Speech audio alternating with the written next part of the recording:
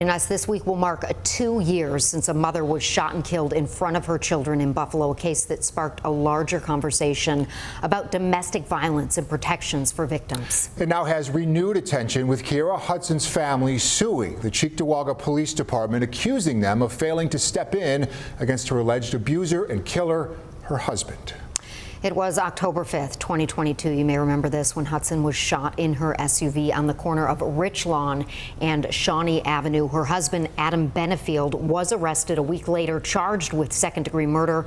I was there moments after she was killed, and her family told me that the day before her death, Benefield was arrested for allegedly punching and kicking her in their Cheektowaga home. We're told he was released that same day, and her family blamed bail reform for that. The lawsuit filed by Hudson's mother Tuesday accuses the town of Cheektowaga and its police department of failing to properly charge Benefield and keep him behind bars. That lawsuit says this gave Benefield the opportunity to kill Hudson the next day. So tonight we're taking a look back at the day Hudson was killed. I spoke with her sister then about Keaira and her efforts to escape her abuser. Plus, I'm giving a voice to a survivor of domestic violence and those working to help people in abusive relationships. It was 2 years ago this week when Keaira Hudson was shot and killed in her SUV in front of her 3 children. Her family told me that day it was her husband, Adam Benefield, who shot her after a long history of domestic abuse. She's just been trying to get help. I've been with her, going to police stations. She's been texting me, sending me videos. Montasia Jeter told me back then her sister was so scared she put on a bulletproof vest before leaving her mother's house in Cheektowaga to take her kids to school. He must have been stalking her. My mom asked her, "Why are you putting that vest on?" She said, "Because, Mom, he's going to kill me. You don't understand." And as soon as she went around the corner, he killed her. Now, 2 years later, Keaira's family filing a lawsuit against the town of Cheektowaga and its police department, claiming numerous warning signs were ignored. Meanwhile, this case continues to raise awareness about domestic violence. What we have to remember is Keaira was a human being.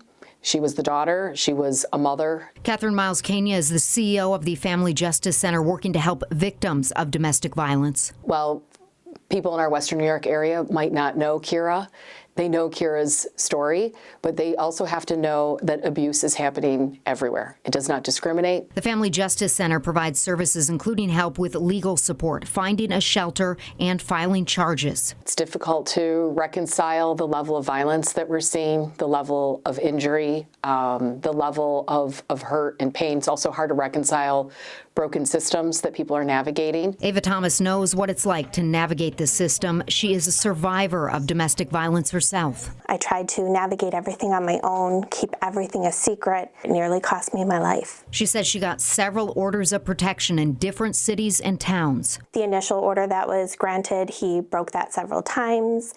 I reported it. You report it to whatever jurisdiction the incident happens in. Her abuser eventually went to prison, and Ava is now working at the Family Justice Center, hoping to prevent more tragedies like what happened to Keaira.